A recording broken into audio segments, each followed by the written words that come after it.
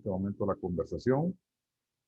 Bueno, hoy sí. Bueno, jóvenes, aquí está la guía que ustedes van a realizar. Son cuatro cositas que van a hacer. La primera, bueno, aquí están los objetivos de la actividad, y son tres aspectos que me van a hacer. La primera tiene que ver con ir a investigar la literatura en algunos libros, en algunos documentos, sobre cómo ha evolucionado la psicología a través de la historia, y me van a hacer un pequeño resumen. Este resumen puede ser de dos páginas como máximo, la pueden hacer ahí. Entonces, ustedes me van a elaborar dos paginitas como máximo para poder ver con referencia a la guía. A ver, aquí se nos trabó.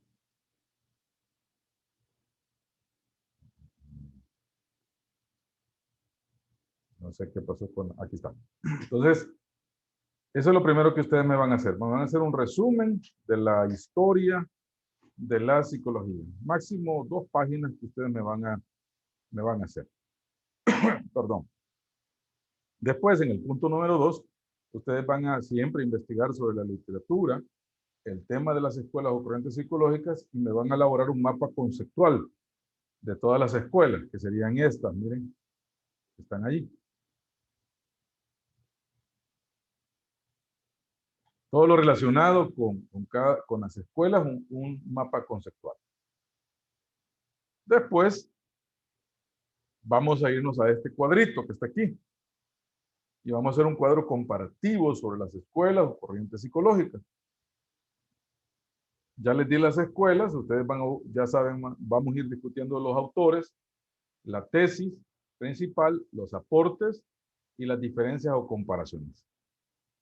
Se pueden basar en lo que hemos venido, en lo que yo voy a hablar con ustedes en cada sesión. Y encontramos ¿cómo se llama? Las escuelas ahí. Después vamos a ir al tercer pedido. Aquí ustedes me van a investigar en la literatura sobre los distintos métodos o técnicas, instrumentos que utiliza la psicología, y me van a elaborar un cuadro que contenga. Así que allí me va a encontrar el método, la definición del método, la clasificación del método, la utilidad, la técnica o instrumento que se utiliza, ventajas y desventajas. Vamos a procurar, ya ustedes ya pueden trabajar en el primer punto. Hoy vamos a empezar con las escuelas, así que esperamos llegar hoy hasta la escuela psicoanalítica. No sé si tienen alguna pregunta, jóvenes. Licenciado, en Dígame. el punto 3 de los métodos, ¿cuántos métodos tenemos que poner? Fíjense que son 5. Yo los voy a ir desarrollando también. Primero de la otra semana vamos a estar hablando sobre las escuelas, sobre los métodos. Así que, pero investiguemos a ver qué obtenemos ahí. Bueno, voy a compartir en este momento el tema de este día, que son las escuelas psicológicas. No sé si tienen otra preguntita. Creo que aquí tengo un mensajito. Vamos a ver qué nos dicen en el mensajito. Perdón. Sí, bueno, como les decía, que como se están conociendo, entonces puede ser en grupo o puede ser también de manera individual. Los grupos pueden ser en parejas o pueden ser de 3 a 10 personas. Así que ahí les dejo la opción ahí para que ustedes se puedan organizar. Si al final del tiempo ustedes no encuentran una persona con que agruparse, pues no hay problema en que la hagamos de manera individual. Así que ahí está el comentario ahí. No. Esta guía usted la va a ir elaborando con solo, y la fecha de entrega es una semana antes de nuestro parcial. una semana antes de cada parcial. Bueno, por ahí está la fecha en la guía. Usted la puede visualizar cuando usted me la va a entregar. Bueno, jóvenes, vamos ahora a pasar a las escuelas. Tenemos la visión aquí, jóvenes, de esta guía. Miramos ahí, por favor, miramos esta pantalla, jóvenes. Sí, licenciado. Sí, licenciado. Excelente, muchas gracias. Bueno, bueno, la semana pasada hablábamos sobre cómo se inicia la psicología, cómo va evolucionando y cómo se consideraba antes a cómo hoy se considera. Mencionábamos la definición etimológica de las dos voces griegas y también pues hablábamos de otros elementos ahí bien importantes. Ahora empezamos con las escuelas y empezamos con la escuela estructuralista de Wilhelm Wundt. Este es un psicólogo, fisiólogo, filósofo alemán y él se ocupa de analizar los procesos cognitivos. Él, como ya conocemos, crea el primer laboratorio de psicología. También él investiga, analiza cómo es que funciona la mente. Y utiliza un método que es la introspección, que también ya lo explicábamos, donde a través de ese método las personas podían expresar lo que sentían en la conciencia o en su mente. Después viene la escuela funcionalista de William James, este filósofo y psicólogo estadounidense. Algunos dicen pues que llegó a tener cierto acercamiento con Wilhelm Wundt, pero esto es una contraposición al estructuralismo. Y esta corriente determina el bienestar del individuo en términos de su capacidad de adaptación y funcionalidad. A él no le interesa qué es lo que hay en la mente, sino cómo se adapta y cómo funciona. ¿A dónde se desenvuelve? Y utiliza estas tres partes de la personalidad, que es el mío yo, que es el material, mi cuerpo, el mí social o el mí espiritual, que tiene que ver con el pensamiento, las ideas y las sensaciones. Si usted fuera un entrenador de básquetbol, quizás a la persona que elegiría, quizás fuera una persona alta. Si fuera un estructuralista, por ejemplo. Pero si fuera un funcionalista, no. Él miraría si usted tiene la habilidad, si tiene la estrategia. Posiblemente sea como una estatura normal. Estoy hablando de personas que se dedican a este deporte en los Estados Unidos. Pero la persona funcionalista diría, no importa. Él se mueve, pasa el balón, es rápido, entonces se adapta y tiene una funcionalidad en el deporte. Quizás el ejemplo se quedaría muy corto, pero lo expreso de esa manera.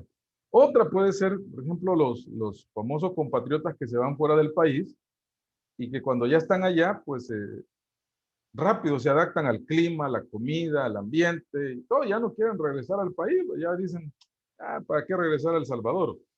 Y empiezan a adoptar, por ejemplo, sus valores, sus costumbres, y algunos ya no regresan más al país. Se adaptan y son funcionales.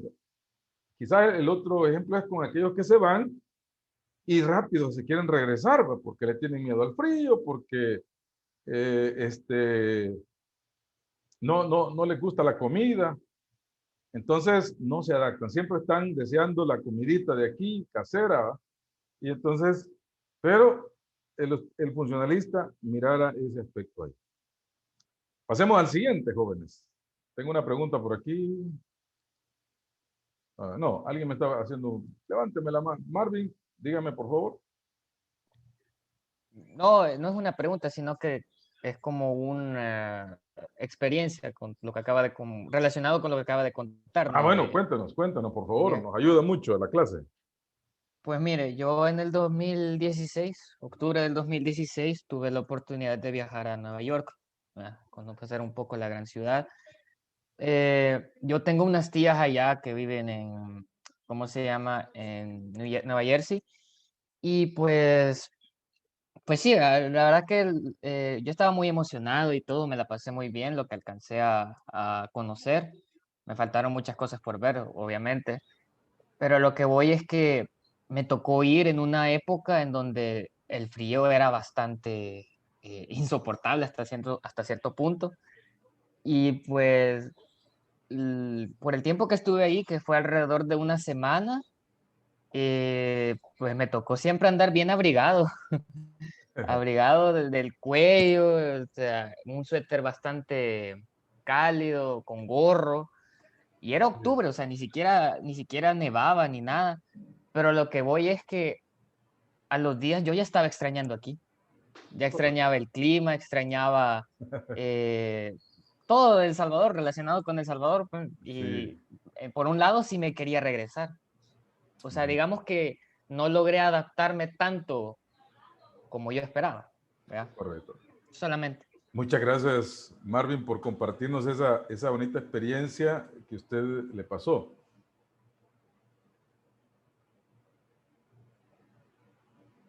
Correcto, muy bien, señorita Diana. Claro que sí, vamos a subir el video. Espero que haya sido un almuerzo exquisito.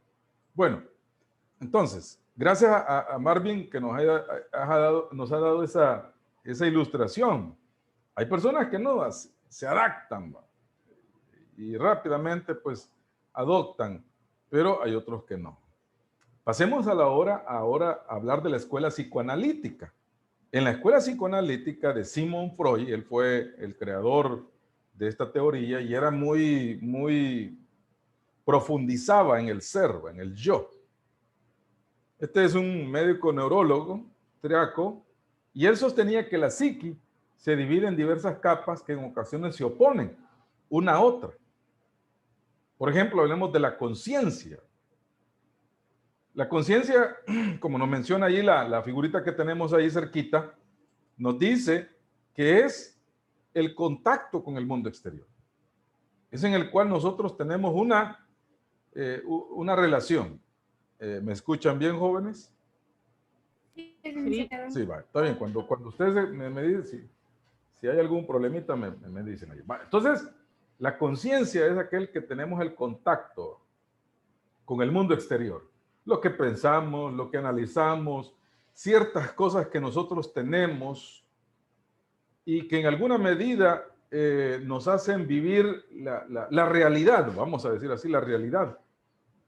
Hay cosas que no sabemos por qué le tenemos miedo a ciertas cosas o por qué le tenemos, por qué hacemos eso. Algunas veces no tenemos mucha idea, pero lo hacemos. Algunas veces tenemos como aspectos consonantes de decir esto es malo, esto es bueno, esto es agradable, esto es desagradable y lo vivimos así. Pero es lo que nosotros vivimos, el día a día. Cindy, dígame por favor. Con eso que está diciendo usted de que, porque algunas cosas que no sabemos por las cuales tenemos miedo, ¿verdad? Por ejemplo, yo, en mi caso, yo no le tengo miedo a las cucarachas, ¿verdad? Pero Sí. saber por qué a alguna gente le tiene un pánico terrible, que no las pueden ni ver ni nada. Sí, muy bien, gracias, señorita Cindy, por eso. Sí, porque algunas veces le tenemos miedo a ciertas cosas, como una cucaracha, agarro la chancleta y le pego, así de sencillo. Pero puede ser que posiblemente hayamos tenido alguna experiencia por ahí. Señorita Natalie, cuénteme. También he visto que algunas personas, no sé si es porque tal vez le pegan mucho de pequeños, pero cuando usted le levanta la mano, hace una reacción inconsciente de taparse la cara, Ah, muy bien. independientemente que le vaya a pegar o no. Bueno, ahí también vemos el sentido de supervivencia también, señorita Natalie. Puede ser que el ser humano también tiene algunas defensas, por ejemplo, el sentido de supervivencia. Nomás yo levante la mano, usted se cubre, ¿va? Entonces tiene también que ver con eso, pero también puede tener la relación que usted nos está comentando aquí. Entonces, eso es la conciencia, el estar en el mundo real, pensamiento, ideas, todo lo relacionado, cosas buenas y desagradables que tenemos los seres humanos. Pasamos al siguiente, que es el preconsciente. este material está justo debajo de del consciente y nosotros podemos acceder a él, vamos a decir, no con toda la película, no con todos los detalles, pero algo se nos ha quedado por ahí. Yo les pregunto, por favor, jóvenes, ¿ustedes se acuerdan cuando tenían unos 3, 4 o 5 años de alguna experiencia que tuvieron? Y si nos la quieren contar algunos 3 compañeros de ustedes, por favor. Señorita Sí, Diana, licenciado. cuénteme. Señorita Diana, cuénteme. Sí, yo he tenido una experiencia, bueno, que me ha traumado un poco. Me recuerdo cuando estaba chiquita, le conté a mi papá que le tenía miedo a las alturas. Sí. Entonces vino mi papá, o sea, por quitarme ese miedo. Él estaba haciendo como una reparación en el techo de mi casa y me subió y me dejó 1 hora ahí y yo estaba chillando y gritando para que me bajara. Entonces, desde ese momento que mi papá me dejó sola ahí en el techo, comencé a tener mis traumas y no puedo estar en un lugar de lo alto porque siento que me voy a caer o algo. ¿Cuántos años tenía? Cuéntame. Tenía 6 años. 6 años, muy bien. Usted se acuerda de esa experiencia ahí. Muy bien, gracias, gracias. Señorita Nieves Ramos, cuénteme. Sí, licenciado, fíjese que mi mamá me cuenta y yo también me recuerdo bastante que más o menos de la edad de 4 a 6 años yo me desmayaba bastante, sufría desmayos y mi mamá se preocupaba mucho y trataba de despertarme de varias maneras y un trauma que se puede decir que me quedó en mi infancia, ahora ya no, es que ella trataba de levantarme diciéndome que habían sonpopos alrededor y que se me iban a subir y me llevaba cerca de alguno para que tratara de verlos. Y yo me recuerdo de eso muy bien, ¿verdad? Ya cuando lograba volver a la conciencia, ver la cara de mi madre preocupada, tratando de alguna manera de levantarme y despertarme. Y quizás no recuerda toda mi vida en esa etapa de, ¿verdad? Cada cosa que hice, pero sí hay cosas, episodios que nos quedan bien grabados por esas situaciones. Muy bien. El joven Marvin y después señorita Cindy. Cuénteme, Marvin. Bueno, mire, como están hablando de tener miedos así desde la infancia o cosas así de pequeños, puedo decir, este no es un miedo de mi infancia en nada, sino que es como un terror o miedo reciente que yo tengo, que es al mar. Ahora, quiero especificar, me refiero al mar, pero adentro del mar, lo que hay adentro del agua, ¿ya? Porque hay una parte del mar que es oscuro. Usted sabe que es oscuro y no se mira qué hay ahí, que hay criaturas, o sea, usted no sabe, ¿ya? Entonces, un par de veces pues, nos tocaban ver en mi colegio videos, cuando era cosas de ciencias, ¿no? Nos tocaba ver videos de cosas en el mar y sacaban las grabaciones de los buzos, ¿verdad? Sí. Entonces yo siempre he tenido ese terror o ese miedo de que yo estoy ahí buceando y me encuentro alguna criatura rara que parezca monstruo y me quiera comer, ¿me entiendes? Entonces yo le tengo miedo a eso. Y sobre todo ver imágenes del mar, pero en lo oscuro. Ese es mi miedo. Muy bien, muchas gracias. Muchas gracias, Marvin. Ahorita, bueno, señorita Cindy y después la señorita Astrid. Cuéntenme, por favor. Yo no sé si es trauma exactamente lo que tengo, pero yo cuando estaba pequeña constantemente me golpeaba, pues ya me caía o no sé, me golpeaba alguna extremidad del cuerpo. Entonces ahora cuando yo, digamos que estoy a punto de golpearme en algo, por ejemplo una pared, si logro evitar el golpe, siento, no sé, incómodo que no me golpee. Sí. Muy bien. Y es bien extraño porque obviamente uno le huye al dolor, pero yo hasta siento extraño cuando estoy a punto de golpear en algo y si no golpeo, me hace falta, no sé, sentir. Muy bien, señorita Cindy, gracias. Ahorita estamos hablando del preconsciente, de aquellos recuerdos que tenemos de la infancia, de aquellos recuerdos pueden ser buenos o pueden ser desagradables. De eso estamos en ese momento quizás también hablando. Y la compañera dice, se acuerda de eso. Creo que estaba la señorita Astrid queriéndonos compartir algo y también tengo a Rodrigo ahí en línea. Con Rodrigo vamos a concluir esa parte. Y está bien, cuéntenme. Yo recuerdo, yo recuerdo que cuando estaba quizás como de 5 años, quizás 4, mi hermano mayor me hizo una broma. Entonces, era de que vino con las manos juntas y me decía, sepárame las manos, me decía. Y yo, toda crédula, chiquita, claro, le separé las manos y él me hizo supuestamente el típico truco de que se separaba el dedo de una mano. Y eso, yo cuando lo vi me traumó y o sea, yo me fui chillando, me fui gritando y, o sea, hasta le fui a poner queja a mi mamá.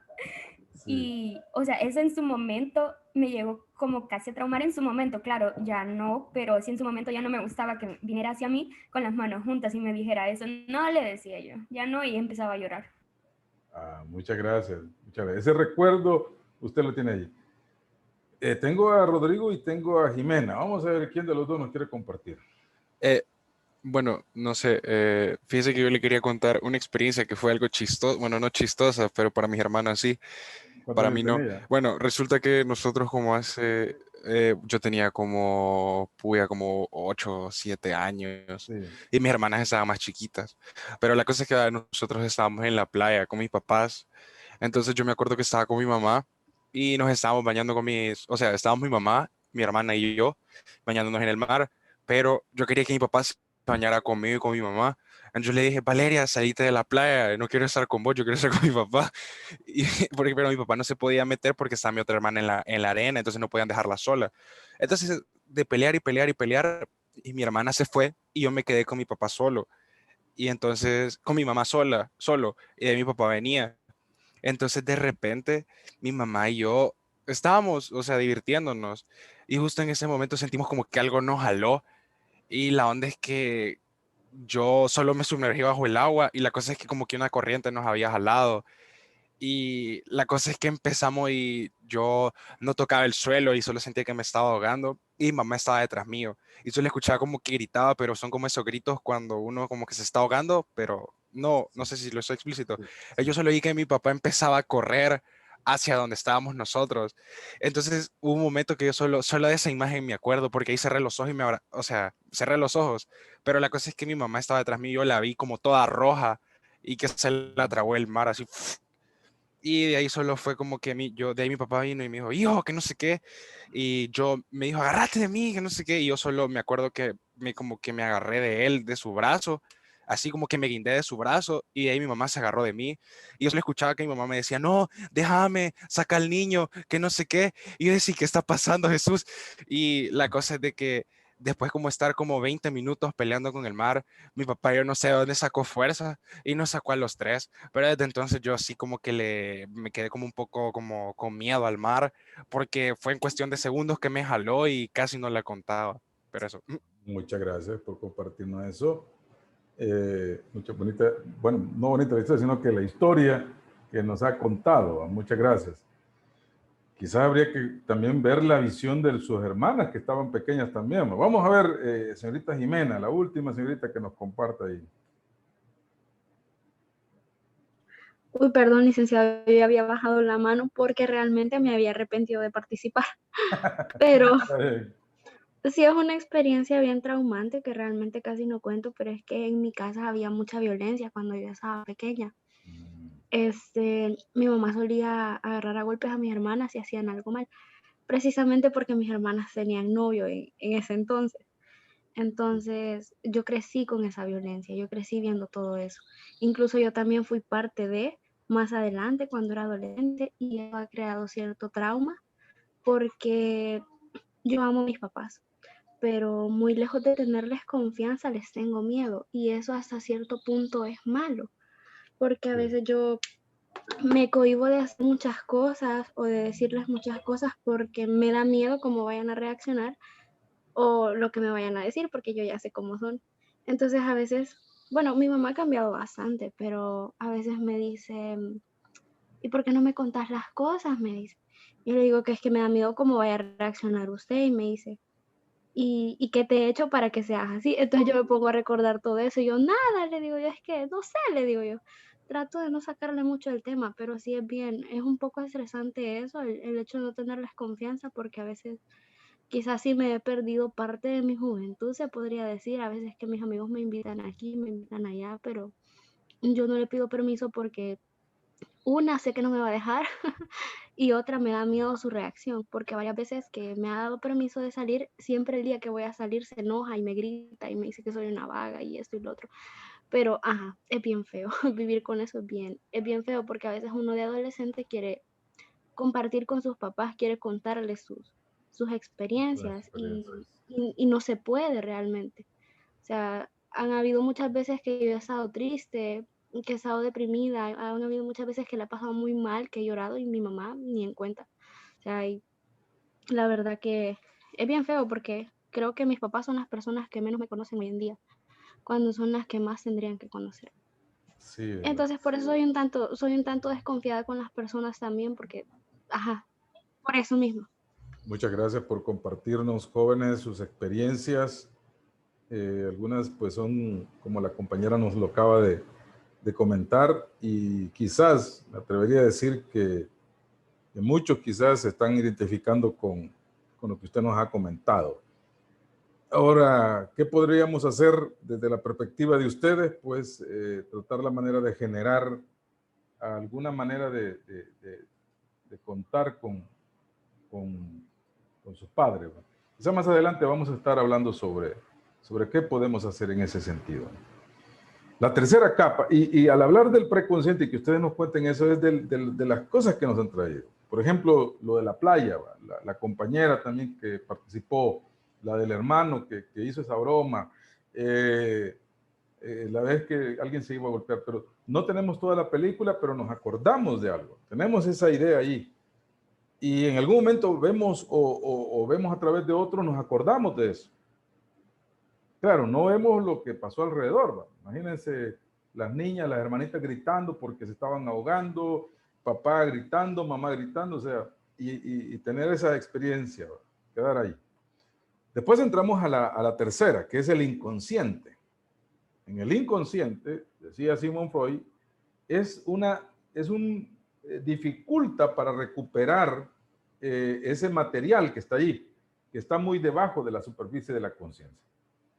También otros explican que es aquellos aspectos traumáticos, miedos, situaciones que la psiqui no pudo manejar y entonces lo esconde ahí en el inconsciente. Y explico por ahí, ustedes tienen esta información, no nos vamos a detener mucho ahí, pero son aquellos aspectos que los escondemos. Tuve un catedrático que nos explicaba que son aquellas cosas malas que nosotros tenemos y que no podemos manejar y que las escondemos vamos a ver, en un sótano, y ponemos un vigilante ahí que cuide que no salga eso. Pero llega un momento en que el vigilante se duerme y entonces salen esas cosas. Salen esas acciones, dañan a la persona, dañan a otros, a veces con una neurosis, se presentan ese tipo de situaciones. Esas tendencias, como dice allí la definición que tenemos en la pantalla, son inconscientes y crean conflictos entre el individuo y las normas sociales. Vemos a alguien hacer algo, pero no sabemos el origen, qué pasó, por qué lo hizo. Esto hablándolo desde la base de la escuela psicoanalítica, es decir, que el inconsciente posee vida propia. Y como mencionamos aquí, está hecho de motivos psicobiológicos básicos que se oponen a motivos conscientes. Hay personas que hacen algo y no sabemos por qué lo hizo, por qué accionó de esa manera, por qué se comportó de esa manera, pero al final lo mete en conflicto con los que están a su alrededor, los cercanos, y entonces ahí cuando se dan los grandes problemas, pues, de la vida también. Por ejemplo, una persona que haya sufrido abuso, puede ser que en el momento que le pasó esto no entendía eso. Estoy hablando de personas que han sufrido el abandono y una serie de cosas, pero que cuando estaban pequeños no lograron entender lo que estaba pasando y eso lo escondieron allá en el inconsciente. Y ahora que está ya adulto, que ya tiene una conciencia, muchas veces salen con comportamientos, con acciones que pueden dañar a otros o a ellos también. Yo les cuento un caso para ilustrar esto, quizás no sea el ejemplo más claro de esto que les estoy hablando, pero un niño que pongámosle una edad de unos 4 años, 5 años, que se ha criado con primas, con hermanas, en su mayoría son así, son más niñas y él como único varón.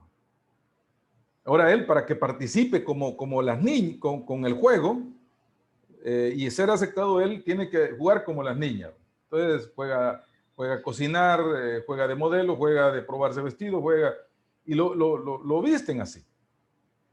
Ahora un día, a él está vestido con una vestimenta de niña, un vestido, y entonces en ese momento que están en el juego, ellos están jugando normal, para ellos no es algo malo eso, para los niños, pero llega el papá y mira esa acción. Ve a su varoncito vestido de niña. ¿Qué creen que puede pasar? Puede acostumbrarse y puede llegar a No, pensamiento. no. ¿Qué piensa papá al ver a su niño varón sentadito de vestido así? Seguro el regaño. Va a regañar y se va a enojar con él. Lo Se va a enojar regaña con a él. él y también regaña a la mamá por dejarlo estar así. Muy Se bien. sentiría molesto y hasta sentiría vergüenza. Sentiría vergüenza. Gracias.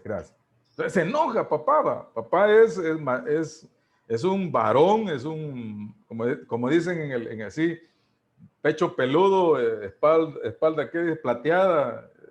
Entonces, Plateado. sí, entonces al ver a su hijo en esas condiciones, se enoja, lo agarra, le arranca el vestido y empieza a decir groserías y a insultar a las niñas y al varón. Ellos no entienden qué está pasando en ese momento. Ahora, lo regaña, pero los siguientes días, como el papá se va a trabajar y él se queda en la casa, entonces él vuelve otra vez a decirle a las niñas, déjenme jugar. Y las niñas le dicen, pero nos van a regañar. No. Y siempre sale una primita, una hermana. No le vamos a decir a nadie, venite, pues. Y lo meten. Ahora, estos juegos pasan, estas etapas pasan y ya empiezan a hacerse adolescentes. Ahora, eso ya quedó allá en el recuerdo. No sé si usted se ha reunido con sus hermanos o sus primos y cuentan esas historias de allá cuando estaban niños. ¿Te acordás cuando te caíste? ¿Te acordás cuando te pintamos? ¿Te acordás cuando? Pues sí pasaba. Ahora, este muchacho crece ya tiene 18 años, pero a él, ¿saben qué le gusta ahora? Le gustan los vestidos. Ahora, él no entiende por qué le gustan, pero él, y cuando tiene la oportunidad, y ya tiene la oportunidad que trabaja, se compra sus vestidos. Y cuando llega a la casa, como él vive solo, se los pone. Y él se siente tranquilo, se siente feliz al andar de vestido. Oiga, no usa peluca, no usa maquillaje, no usa tacones, ni nada de eso, sino con la sensación del vestido. Ahora, él se casa, tiene una esposa, pero un día él piensa que está solo en la casa y la esposa lo encuentra con un vestido. Yo le pregunto a ustedes, ¿qué pensaría la esposa al ver a su esposo vestido así? Es homosexual. Que es gay. Que es gay. Homosexual. Muy bien, gracias. Confusión. ¿Cómo? Confusión. Empiezan los conflictos. Oiga lo que dice la definición. Estas tendencias son inconscientes y crean conflictos entre el individuo y las normas sociales. Es decir, que el inconsciente posee vida propia. Él se pone el vestido, no daña a nadie, pero la esposa lo encuentra y empiezan, como usted dice, a crear esa idea ahí. Ahora, ¿de dónde surgió eso? Estoy aquí queriendo ilustrar esta parte. Posiblemente no sea así el ejemplo que yo les estoy mencionando, pero estoy ilustrándolo. Se puede haber producido allá, en aquella situación de conflicto que le dio. Le gustó eso porque lo aceptaban, porque le gustaban. Oiga, este joven no es homosexual, le gustan las mujeres. Él cuando anda en la vida normal, él usa su ropa normal, pero cuando él está solo, siente esa atracción por vivir de esa manera. Entonces, explico, con esa ilustración explico este aspecto del inconsciente. Entonces, posiblemente algunos no podrán estar de acuerdo conmigo. Está bien, no. Una de las cosas es que en el tema del psicoanálisis vamos a decir que no es tan así cuadrado y tan así con letras mayúsculas que se va a cumplir. Entonces, posee vida propia. Vamos ahora a pasar a la siguiente. La estructura de la personalidad. Y él decía que existen 3 aspectos: el id, el yo y el super yo. Algunos dicen que algunos son más dirigidos por el id, otros más dirigidos por el super yo. Y el punto de conexión entre la realidad es el yo o ego. Hablemos del id o el ello, que es el principio de placer. Busca la autosatisfacción. Tiene aspectos inconscientes, es muy animal. ¿A cuántos no les gusta comer, beber, dormir, descansar, el ocio, el sexo? Todos esos elementos están allí. Igual que lo puede sentir el superyo o el superego. Pero el superego es el principio de perfección. Procura frustrar nuestros impulsos. No hagas eso. No te metas aquí. Te van a descubrir. Y esto entra en funcionamiento cuando llegamos a la etapa ya de los 8 años hacia arriba, especialmente ya en la etapa genital, que lo menciona Sigmund Freud, donde se manifiestan estas 3 estructuras de la personalidad. Las normas sociales. Ahora, algunos dicen son más dirigidos por el id, otros son más dirigidos por el super yo. Y el principio de realidad es el que enfrenta lo que está alrededor. Puede ser que algunas personas sean más dirigidas por el id, otros por el super yo. Y conocemos gente así, ¿va? Gente que es muy dirigida por el id o por el ello, ¿va? Que le gusta. ¿Cómo podría ser una persona que es muy dirigida por el principio de placer, jóvenes? ¿Cómo podría ser esa persona? Una persona impulsiva. Impulsiva, ¿qué más? Actúa y después piensa. Actúa y después piensa. Muy bien, muchas gracias. Y una persona dirigida por el super yo, ¿cómo podría ser? Una persona estricta. Estricta, muy bien. Cuadrada, ¿verdad? Sí, muy legalista, muy Que siempre busca hacer el bien. Egocéntrico. Egocéntrico también, ¿no? O sea, también el otro también. Los dos podríamos catalogarlos de una manera u otra, ¿va? En esa manera, ¿va? Pero algunos de ustedes son estrictos, pero razonan con muchos elementos también. Pero una persona también que es muy perfeccionista también puede meterse en serios problemas. Igual que el principio de placer, se puede meter en problemas. Entonces, podríamos tener varios ejemplos ahí, pero nos vamos a quedar con los que hemos mencionado ahí. Después hablamos, jóvenes, de las contribuciones que nos ha hecho el psicoanálisis. ¿Cuáles son esas aportaciones? Y aquí hablamos de la etapa o desarrollo psicosexual del ser humano. El primero es la etapa oral. Del nacimiento a los 12 o 18 meses, el niño se lleva todo a la boca. Quiere conocer el mundo exterior a través de la boca. Si se le da un lápiz, si se le da un objeto grande o pequeño, todo se lo lleva a la boca. Entonces, la zona erógena y procura al bebé no solo alimentarse, sino chupar o succionar. Es decir, de poner en movimiento los labios, la lengua, el paladar en una alternancia rítmica. Muchas veces al niño lo abrazamos, ¿va? Y el niño pone su boquita en el cachete, ¿va? O en la frente del adulto y dice el adulto, es que me está besando. No. O tiene hambre ya, por eso todo se lo lleva a la boca. Puede ser que no sea así.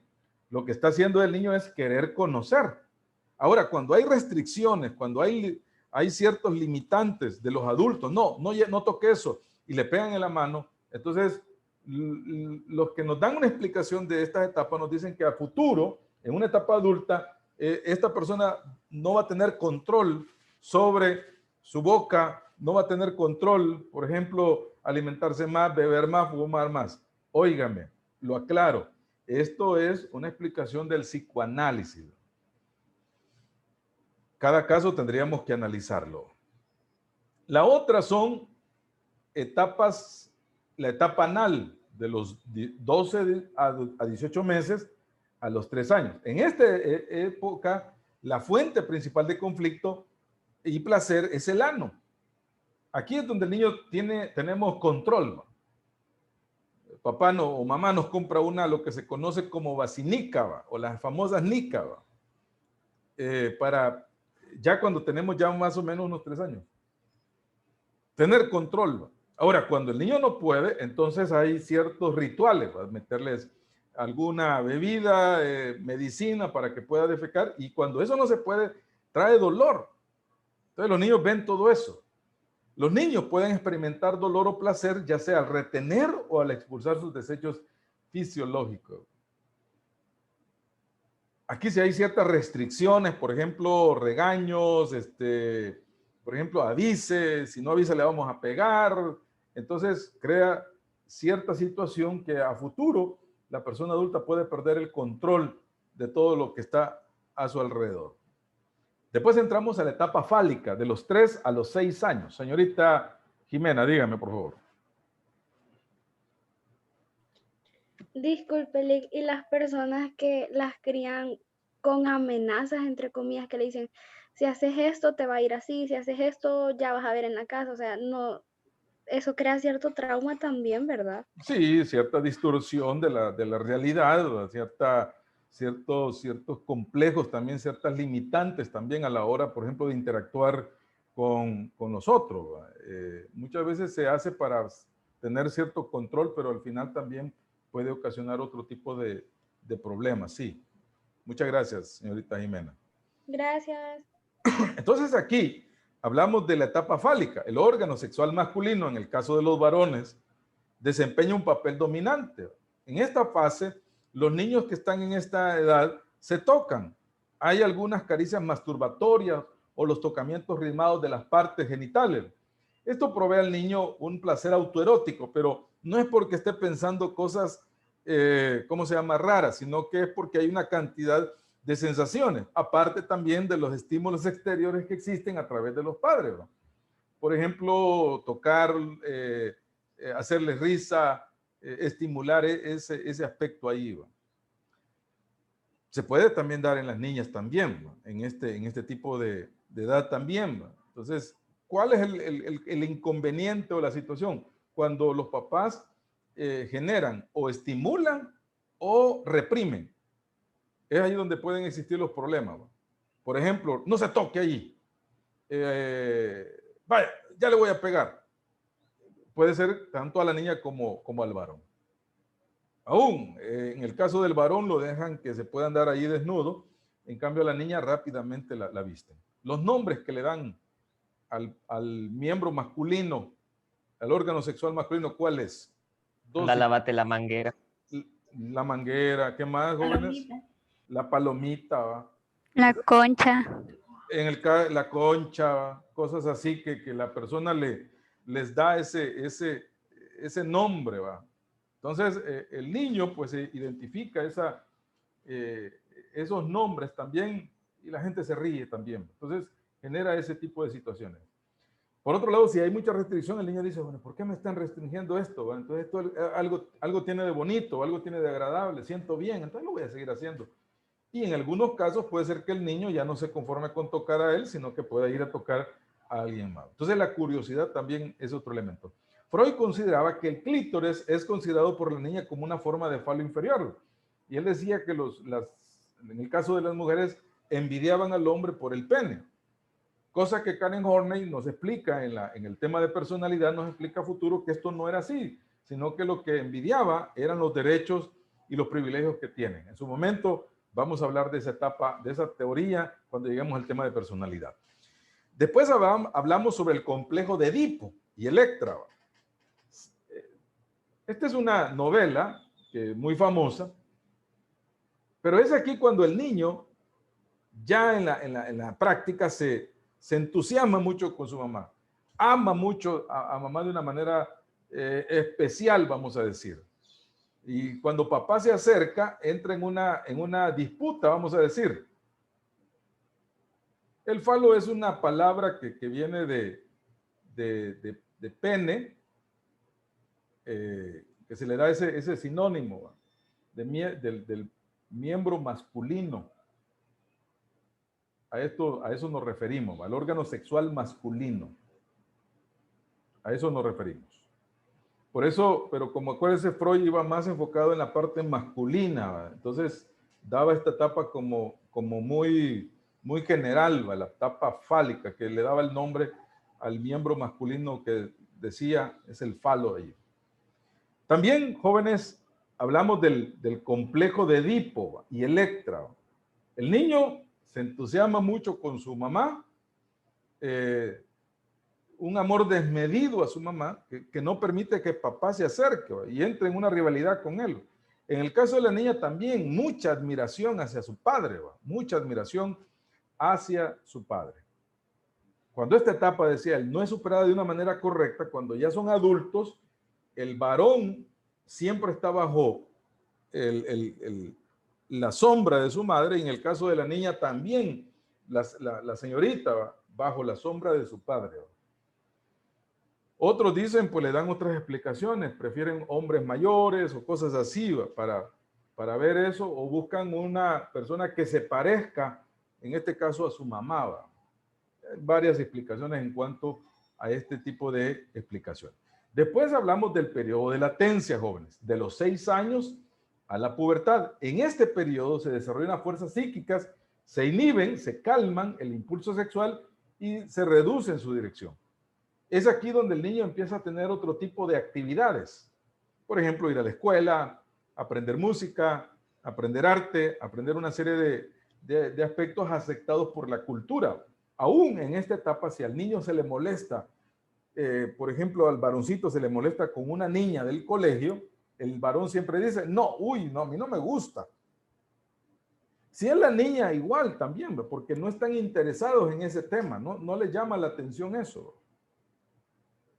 Les da pena, hablan, dicen, no nos metamos con los varones, no nos metamos con las niñas, porque sus actividades son otro tipo de acciones allí. Pero después venimos a la etapa genital, según la escuela psicoanalítica, donde se da la pubertad en adelante hasta la edad adulta, y surgen en la adolescencia cuando maduran los órganos genitales, y allí se dan todos los cambios.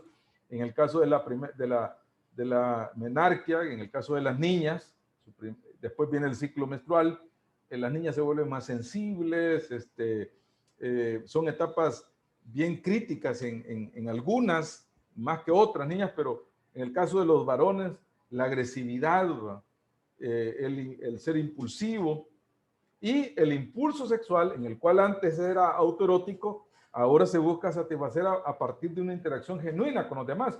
Por ejemplo, tener amistades. Y aquí surge también eso de muchas veces del enamorarse de alguien, muchas veces de un artista. No sé si les ha pasado que tenían a los artistas de Walt Disney ahí, Mickey Mouse y todos los demás, pero cuando llegan a esta etapa arrancan ese y ya ponen el artista de moda en ese momento. Y es aquí cuando, de acuerdo al aparato psíquico y sus componentes del ello, super yo y el yo, pues ya se empiezan a manifestar ahí. No sé si tienen alguna pregunta o comentario, jóvenes, con esto que estamos hablando aquí. Yo me puedo quedar corto, bueno, es muy amplio esta parte ahí, pero si hay algún comentario ahí, jóvenes. Yo tengo una pregunta, licenciado. Vamos a ver, jóvenes. Es que yo escuché que estaban diciendo por la tele que el enamorarse es como una droga, porque no se queda en la cabeza. Sí. Bueno, es una sensación, vamos a decir, como cuando uno come chocolate, ¿verdad? Esa sensación de sentirse de disfrute, ¿verdad? Pero aquí vienen los neurotransmisores, ¿verdad? La serotonina que empiezan también a formar ya parte de todo ese proceso, ¿verdad? La sensación de felicidad que genera eso. El entusiasmarse, todos esos elementos como una energía que produce. La droga que mami hablaba, bueno, posiblemente. Muy bien, está bien. Entonces, es esa sensación. Bueno, ¿cuántos tuvieron en la etapa del colegio, pues esos romances así de sentirse atraídos hacia alguien? Pero solamente era hablar, conversar, era nada más esa parte de relacionarse, ¿va? Pero nada más, no pasaba más de eso, ¿va? De ese tipo de situaciones. Y algunos pues se prometían amor en esa etapa, ¿va? Pero ya el siguiente año que llegaban a clases, pues ya eso ya había pasado, ¿va? Pero es una etapa que también pues los seres humanos se experimentan allí. Hay que tener cuidado también, ¿va? Porque en esta etapa también se pueden cometer algunos errores también allí. Bueno, hablemos de las contribuciones del psicoanálisis, jóvenes. ¿Cuál es? El inconsciente también, que no es más que la red de emociones e ideas reprimidas y a menudo almacenadas que dirigen los pensamientos conscientes de la conducta, que ya lo explicamos, que es el inconsciente también. Yo quisiera preguntarles ahorita, jóvenes, cuando ustedes se ven en una situación de amenaza, ¿va? Cuando ustedes se ven en una situación de vergüenza, ¿qué es lo que puede suceder? ¿Va? Lo explico del siguiente ejemplo. Por ejemplo, mamá les dice, usted no me va a salir hoy viernes, no me va a ir a esa fiesta que los han invitado. Pero ahí viene la situación. Usted dice, como a las 10, mis padres ya se han dormido. Entonces usted se alista, se pone allí, se pone y se esconde allí, ¿va? En su sábana, y ya cuando son las 10 empieza a salir, ¿va? Y dice, ya se durmieron. Y usted sale por el techo, hay una escalerita por allí, ¿va? Y en ese momento usted dice, empieza a bajar y papá está abajo ahí esperándolo y le dice, ¿a dónde va, muchachita? O muchachito, ¿para dónde va?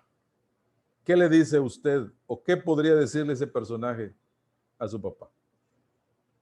Abro micrófonos ahí.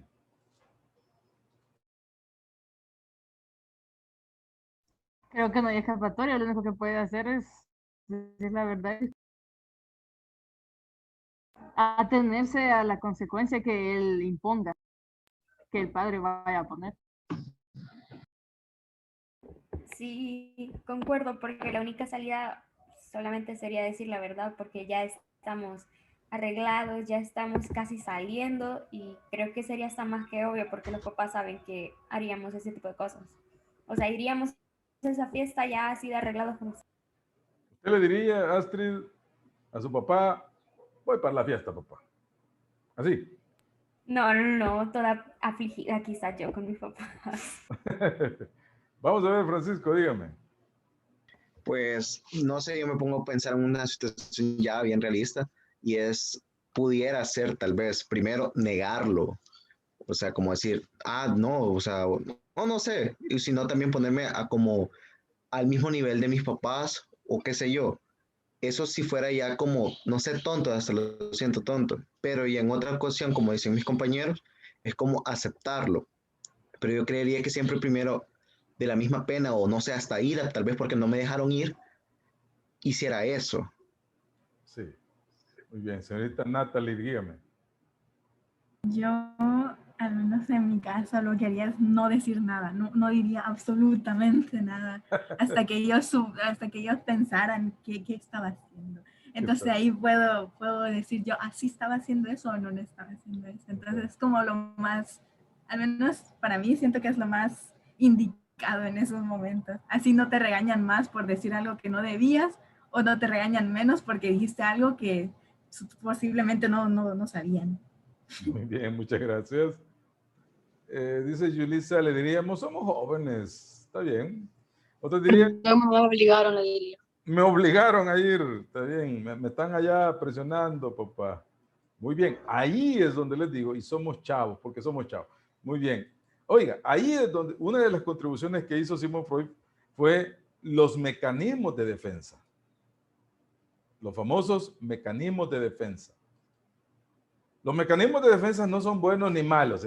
Son aspectos que lo manifiesta el ser humano. Al poner al descubierto los conflictos entre el super yo, entran en funcionamiento los mecanismos de defensa. Nos descubren y entran en funcionamiento para hacer frente a las situaciones difíciles en las que el ego se encuentra. A mí me encuentra mi jefe saliendo yo salgo a las 5 de la tarde y ya me voy como a las 4:30 y me ve mi jefe en el parqueo. ¿Para dónde va usted? Y entonces, ¿qué le digo yo? Me pongo con pena, con vergüenza. Y entonces, ¿cómo podemos hacer frente a esas situaciones? El objeto principal de los mecanismos de defensa es reducir la ansiedad. En algunos casos refuerzan el ego, pero en la mayoría son estrategias protectoras. ¿Y usted también para dónde va? Ah, está bien, muy bien. Otra respuesta. Ahora, fíjense, la defensa se da de dos maneras, mediante el autoengaño y mediante la deformación de la realidad. Pregunto a los que están aquí ahorita, ¿quiénes tienen novia? Háganme con la manita ahí señal de que tienen novia. Valientes. Ay, uy, bárbaro. Todo, no, ya estuvo. Ya. El personaje de anime no cuenta, ¿verdad? ¿Cómo dice? El personaje del personaje de mi caricatura no cuenta, ¿verdad? ¿Cuál es esa? ¿Cuál es esa? No la veo, discúlpenme. Olvídelo. Ay, perdón, es que no te envié toda la pantalla ahí. Pero bueno, gracias. Ay, hay varios valientes ahí poniendo la manita. Ya estuvo, ya. Ahora, yo le pregunto, señoritas y caballeros que están ahí. Voy a empezar por los caballeros. Imagínense un día a usted lo de solteros, eso está bien. Usted le descubre a su novio que está hablando con una persona, una señorita, en términos un poco románticos, corazones rojos, flores rojas, y lo descubren y le preguntan, ¿qué es esta conversación? ¿Qué estás haciendo con esto? ¿Qué significan esos corazones? ¿Cuál sería la respuesta suya? Manuel dice que es mi prima. Usted le diría es su prima. Entonces, los mecanismos de defensa entran allí en funcionamiento. En algunas acciones como que nos ayudan, pero en otra nos meten en problemas. Miren, nos meten en problemas. Bueno, voy a mencionar aquí, jóvenes, algunos mecanismos de defensa. El primero es el aislamiento afectivo. Ustedes, como futuros doctores, van a utilizar este mecanismo de defensa en algún momento. Consiste en separar las emociones de la tarea que tenemos que realizar, si esta puede ser desagradable. Por ejemplo, ustedes ya en el hospital, hay personas que dicen, es que este médico es insensible, es que esta doctora es insensible. No, está utilizando el mecanismo de aislamiento afectivo. ¿Qué es? Ya lo vamos a atender, espérese. Y entonces hacer ese tipo de acciones. Pero que nos hable el primer día que fue al hospital un médico, posiblemente salió frustrado, triste, decepcionado, con un dolor emocional porque miró tanta gente con problemas, tantas enfermedades, tantas situaciones, y dijo, uy, pero con el tiempo va utilizando el aislamiento afectivo, separar las emociones de la tarea que hacer. Vámonos a la compensación. Consiste en contrarrestar una debilidad real o no, buscando sobresalir en otra actividad. Una persona poco atractiva físicamente, pero es muy llevadero. Puede salir en otro tipo de actividades. Es muy llevadero, le gusta, es bueno para un deporte.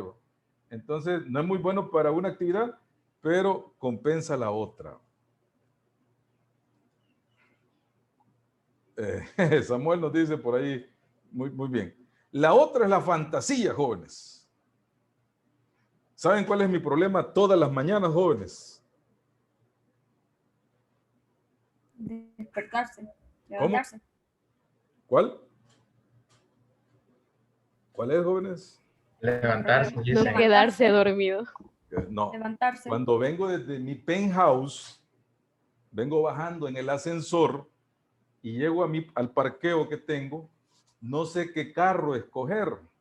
Fíjense. No sé si el deportivo, el todoterreno, o la limusina, o el 4x4. Pero cuando vengo, hay una piscina que tengo en ese y miro todo San Salvador. Un día los voy a invitar, ¿les parece? ¿Aceptarían venir? Está bueno. Al final, Están soñando. Está bien. Hacer una Sí, sí, carnita ahí, miren, no, hombre, una cosa tan, Ver un tan partido. bonita. ¿Ah? A ver un partido Sí, también de fútbol. no, hombre, no, Tiene que mandar el helicóptero. no, bueno, ni hablo de esas cosas que tengo por ahí. ¿Va? en avión, Lick, para que lleguemos todos juntos. No, es que es muy grande, no me cabe ahí en el... Y grabamos ahí todo el evento con un iPhone 14 vivo. Algo así. No, hombre, se queda muy chiquito todo eso. Ahora, en la realidad yo no tengo nada de eso. Yo vivo en una casita pequeñita, la única piscina que tengo es una pila donde guardo agua y el carro que tengo pues es un Perol que parece tigre porque está bien rayado ya. Pero la fantasía, lo que quise ilustrar con este ejemplo es la fantasía. Consiste en realizar con la imaginación aquello que no podemos conseguir en la realidad. Entonces, hay personas que utilizan ese mecanismo. ¿Dónde vivís? Vivo en Talos. Hice un viaje a Francia, enseñando la foto. Ay, se me arruinó el celular, hombre. Entonces, la fantasía. La otra es la identificación, la realidad o tendencia a incorporar al yo las cualidades de otro. Porque me parezco, porque me dicen que me parezco a ese artista, entonces me trae fama, entonces digo, me empiezo a maquillar, utilizo el cabello como él, me pongo el tatuaje de él, uso la ropa de él, y entonces empiezo ya hasta hablar como él. Ya ahí ya se vuelve algo patológico en esa situación. Me dice la persona Valencia, Teresa, está bien, me están ahí mandando muchos mensajitos. Pasemos a la siguiente, la formación reactiva. Fíjense que esta formación reactiva o este mecanismo de defensa lo vemos y con un ejemplo bien claro es el 10 de mayo. El 10 de mayo hay un hijo o quizás conocemos a alguien así que no quiere a su mamá. La trata mal, la ofende, se avergüenza de ella, no la va a visitar, no, nada de eso. Pero el 10 de mayo, en todas sus redes sociales, sube la foto de la señora. Y dice, madre, tú eres lo máximo, sos el sol que me da luz cada día, la luna que me da luz en la oscuridad, sos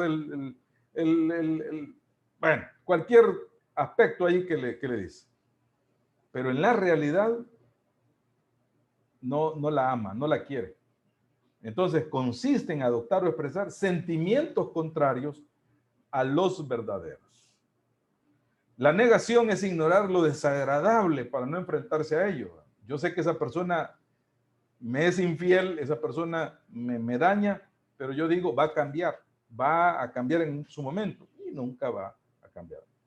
La proyección es atribuir nuestras faltas a otros. Es que aquí todos son malos, es que aquí todos son... Pero al final, lo que hacen es proyectarse. La racionalización es justificar las ideas o conductas propias ante el temor de que no sean aceptadas por los demás. Y aquí es donde ya yo cuestiono. Por ejemplo, mira, papá, yo estoy joven, por eso voy a la fiesta, pues. No me quieres dejar ir, pero yo estoy joven. Este cuerpito lo tengo que poner a bailar, pues le tengo que dar alguna bebida. Entonces, no está mal. Otro puede ser, bueno, vos también fuiste joven, ¿no te escapaste alguna vez, papá? Entonces empezamos a racionalizar ese hecho. La regresión, volver a una fase anterior del desarrollo ante una situación de estrés o ansiedad. Y la sublimación es el desvío de impulsos reprimidos hacia actividades aceptadas por la conciencia. Por ejemplo, alguien pelea, sabe pelear, en alguna medida aprendido, pero se mete en problemas en la cancha, en la calle, cuando va a la fiesta, y él dice, ya no puedo seguir con esto. Entonces dice, no, mejor le voy a enseñar a alguien y le voy a orientar bien para que sea un buen boxeador, pero también que aplique los valores. Entonces llama a los jóvenes de la colonia y les enseña las técnicas, los inscribe a un concurso de pelea, ve que van ganando y él se siente satisfecho en ver a sus pupilos conquistar. Ya no pelea él, sino que les enseña a otros lo que él sabe.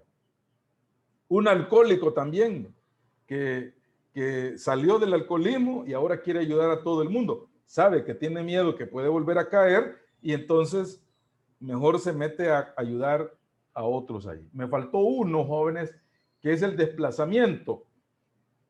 Yo soy jefe y llamo a mi asistente y le digo, su trabajo no sirve, usted... Entonces, ella no me puede hacer a mí nada, ni él, porque soy su jefe. Entonces, llama a ella o él a su ayudante, igual lo trata mal, el ayudante igual no puede hacer nada, entonces se va donde su mamá, donde sus hijos, donde su esposa, donde quien viva, y los maltrata. A eso se llama desplazamiento. Comentarios, jóvenes.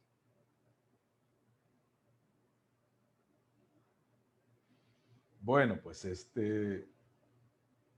yo les voy a pedir ahorita, en este tiempo, que ustedes me escriban o decidan elegir dos mecanismos de defensa.